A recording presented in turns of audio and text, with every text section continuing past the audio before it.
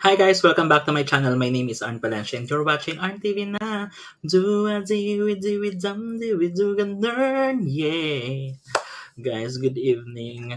Alam nyo ba, pagod ako ngayon kasi nag-live ako from sa kabilang app. Okay lang na atang sabihin, no? So, nag-FB live ako through Masayan Buhay, ganyan. Tapos, nabalitaan ko na naglabas na pala, hindi nga ako aware na today, hindi ko ata napanood yung kanyang teaser. Pero, today, inilabas na daw ang MV ng bagong I'm not sure kung P-pop sila or K-pop kasi handled sila ng same management ng ating favorite na Horizon. Oo, ito nga ang New Id.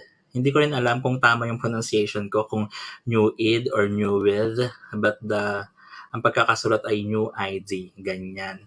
So, inilabas na ang kanilang MV ng song. So, hindi pa naman sila nag-debut. So, pre-debut song. Ganun ba yon? Parang Dash ng Horizon. So, kung excited na kayo, panoorin natin kasi gagawin nga natin ng reaction video. Anyway, before we start, congratulations sa ating bagong i-stan na grupo, ang New Id or New Id. Pa-correct na lang ako kung ano ang tama doon. Pero ang sure ako, itong grupo na to ay tatangkilikin ng karamihan din sa ating mga Pilipino kasi very mahusay at very magaling din ang 5 batang to na nanggaling din sa Dreammaker. So kasama sila sa top 16, di ba? If I'm not mistaken, itong mga batang to ay talagang nahasa ang kanilang talino at galing through Dreammaker nga din kasi 'di ba doon sila naglaban-laban, nag-contest hanggang sa umabot nga sila sa top 16 and talaga namang neck to neck, 'di ba, yung pakikipaglaban nila para makakuha din ng spot sa top 7. Pero sabi nga before na parang panapanahon lang 'yan and baka hindi sila meant for that. Pero 'di ba, may kasabihan nga na God's plan is always the best. So I guess hindi na sayang ang kanilang pagpupursige, ang kanilang pangangarap kasi nga dito pala sila dadalhin, di ba? So, without further ado, ito nga guys, panoorin natin ang MV ng ER. If I'm not mistaken, ito naman yung title ng kanilang song. Let's go! Congrats, New Id! Ayan nga. So, sa mga hindi nakakaalam, ang mga members nito ay sina Josh L, na ang pangalan na lang ata ngayon ay L, yes, for rebranding, ganyan. Wilson, si Tad, oh my God, Harry Bears, oo, na grabe, talagang napansin ko na lang din siya sa panahon ng Ad-Ay era, di ba? Kasi siya yung naging leader, the center, ang husay niya doon, di ba? Tapos of course, ang aking favorite na si Maki, na shy type pero ang galing-galing din talaga. And of course, ang aking bias. Yes, mga Jombags dyan. Si Jom, hindi ko sure ha, pero sana hindi na mapalitan yung bias natin dito, si Jom. Pero, let's see, di ba? Sugary Honey Bee. Pero grabe rin, congratulations din kasi ang active talaga ng New Id, di ba? Yung mga social media nila. Grabe, ang gaganda ng mga teaser and mga content nila. So, yeah, kung paano natin sinusuportahan guys ang Horizon, siguro naman hindi masama na hingiin din ang suporta for this new group, di ba? Kasi alam naman natin na yung nanood tayo ng Dreammaker, nakita din naman natin talaga guys kung gaano sila nagpursige, nagsakripisyo at naghirap, di ba? Para matupad ang kanilang mga pangarap. And I'm sure bilang kapatid ng Horizon sa kanilang management, gusto rin nila na suportahan natin tong mga grupong ito. Kasi mababait naman ng Horizon guys, mapagbigay, at alam nila yung situation that they have right now, di ba? Kasi pinagdaanan nilang lahat niyan. So, ang dami ko nang sinasabi, no? So, sabi ko nga sisimulan na natin. Ito na ang New Id ER MV. Let's go! Exciting!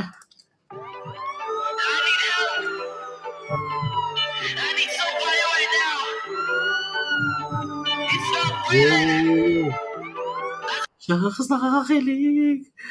Ang gagwapo nila at ang gaganda. Ang gaganda, ang ganda ng ng vibe ng MV.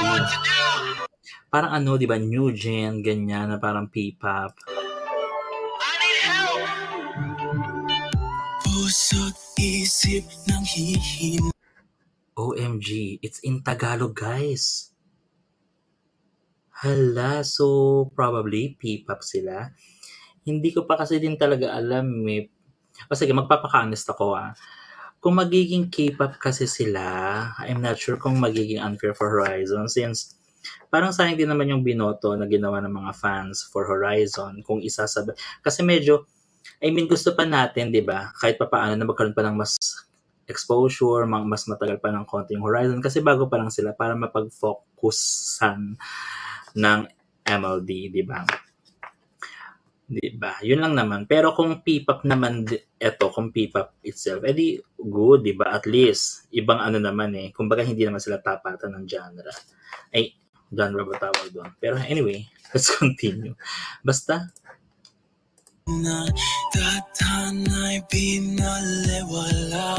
grabe yung boses ni ni Wilson, no? Ang ganda. And I remember, merong isang di ba, parang ang tawag din challenge, yung parang first nila, di ba, na siya yung nanalong best vocal. Kasi iba yung timbre ng boses niya talaga. Pwede lang, balikan ang nakalala. Hindi ko mapigilan ng bugso. Fudge! Ang gabo nito! Ay, ang ganda ng transition. Doon na ito, halos di na makatulog kakaisip pa aminin, ikaw lang ninanais ko. Fudge! Oh my God, look at that! Siya ba ang visual? Kasi hindi pa natin syempre alam kasi nga 'di ba wala pang debut at hindi ko rin pa rin naman alam kung meron nang na-announce. Pero based on sa Dreammaker era sa mga teasers nila, feeling ko si Joms pang siya, baka siya yung maging main rapper. Tapos for sure si L ang niyan, main vocal kasi siya yung maganda talaga boss niya or parang si Winston. 'Di ba? Baka visual siya. Or si Winston ang baka ang ilagay sa pagiging main dancer. Tapos siya dancer visual. Pero paano yung Maki ko? Ang gulo. Anyway, i-enjoy na lang muna natin ang MV. All I really want is you to stay. Si James! If you're everything my taste. Come back to me, choking out. I told you, please come back. Hintayin ko, I'll be there. Kung saan man, I'll be there. Sa'yo lang ako umiibig habang buhay Shucks, ang ganda ng boses ni Josh L. Ihintay hanggang dulo, I'll be there. Sa tawag mo, I'll be there. Hindi mo'y laging dala aking mahal. Habang buhay maghihintay. Oh my God. Wala pa tayo sa kalahati guys ng kanta pero to be fair, ang ganda ng kanta. Hindi ko alam kung Tagalog ba yung composer nito. Kung Filipino or what. Kung Korean. Tas in-interpret into Tagalog. Pero ang ganda. Hindi ko pa alam kung ano yung meeting ng ER. Because dahil ba sa pag-ibig, pumunta sa ER.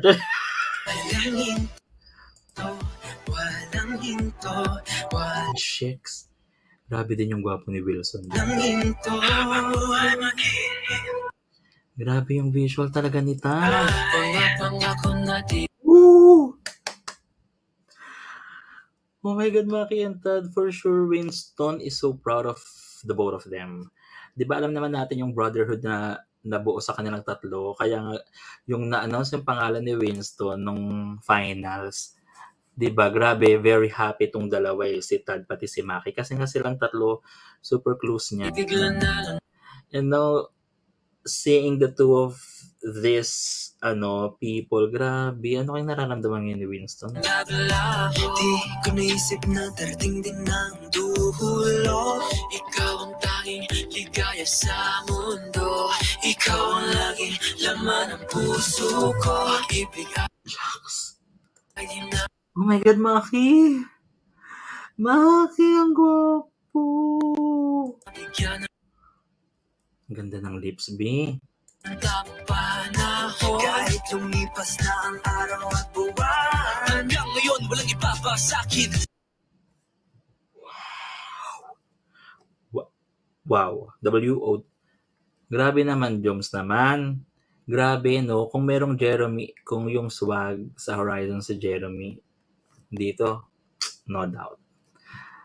I could honestly say it's Joms. Di ko naisip na may hanggan at pinaghiwalay man ang mundo. Sa'yo lang tumitibok ang puso ko. Hintayin ko ang biter, kung saan man ang biter. Sa'yo lang ako umiibig habang buhay maghihintay.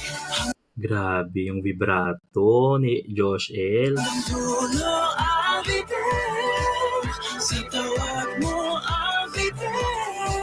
Hindi mo'y laging dala aking mahal. Habang buhay maghihintay, hayaan mo lang.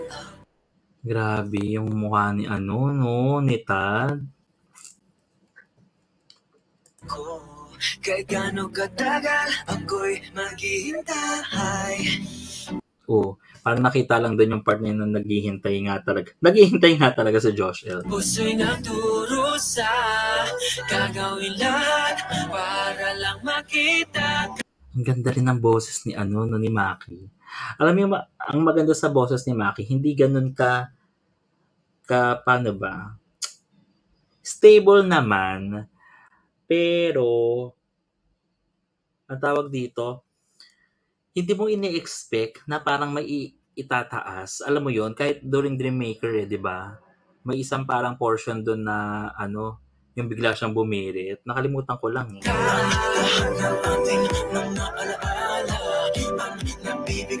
Ang ganda ng outfit nila.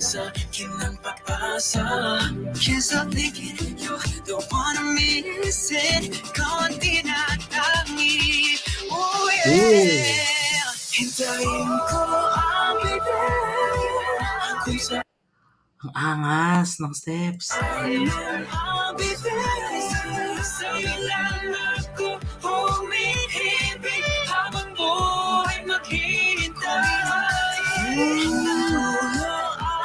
Ang gwapo ni Joms. Grabe. Voltes 5 yun.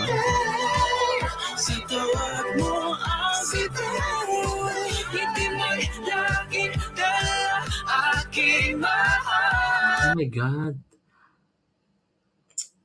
Ang ganda ng boses ni ni Maki. Very soft and ang linis, ang crisp.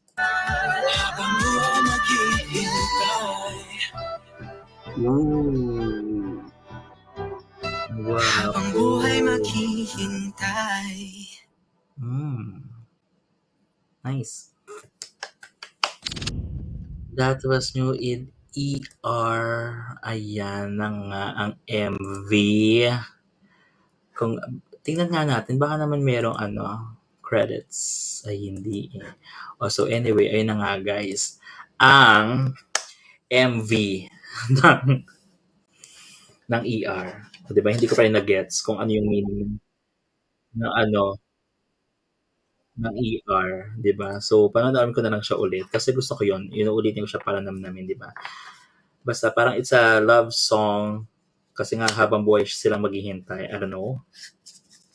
Pero may just comment, diba, na parang for a newbie, grabe. Hindi na nga rin natin sila parang matawag na newbie kasi nga nakita naman natin talaga yung talent nila, diba, during Dreammaker era. And I'm so happy na finally is nabigyan sila ng chance, diba, na magkaroon nga, na maging isang group. At ito nga ang New Ed.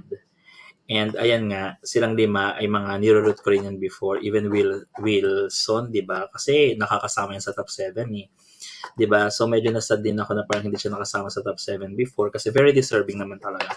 Josh L with yung galing niya sa pagkanta, diba? Yung lawak at ang talento niya sa pagkanta. So very deserving din. Congratulations. Of course, Maki, alam naman natin, diba, how persevere and how dedicated Maki is kahit na medyo mahiyain siya. Pero alam naman natin na natitrain naman yan. So for sure, di ba, habang mas tumatagal pa sila, mas masasanay na rin siyang humarap sa camera. And of course, with Tad, with the leadership that Tad has, for sure, di ba, Hindi ko nga alam kung siya yung leader nitong bagong grupo, no? Kung siya man, deserving kasi ang galing niya din talaga. And kasi isama pa natin yung visual nito, 'di ba? Grabe. And of course, 'di ba, ang isang Joms na si Sugary Honey B, grabe yung angas niya, yung spunks niya, yung slay, basta ganon. That's Joms, ganyan. And grabe, yung improvement niya rin talaga, seeing the mga contents nila, 'di ba, sa TikTok, sa Instagram, grabe, ang galing, mas nag-level up talaga. So ayan nga guys, suportahan po natin at abangan pa ang ibang bagong mga upcoming pang projects. I mean, mga songs, mga MVs na mga i-release nila at kung meron silang bagong mga kanta, 'di ba? Pag nagkaroon na kasi sila ng album at pag dumating ng araw na magde-debut na sila, 'di ba, ang New Year. That was it, guys. Thank you so much also for watching. Please subscribe to my YouTube channel. It's RNTV na. And hit nyo na rin ang notification bell para lagi kayong updated sa ating mga chika and ganap. This has been Arn Palancia for RNTV na. Good night. Thank you guys. Congratulations, New Eid. May bago na tayong Eastan, guys. Come on. Comment nyo dyan kung sino yung inyong mga bias, di ba? Mag-compare tayo ng notes. Bye!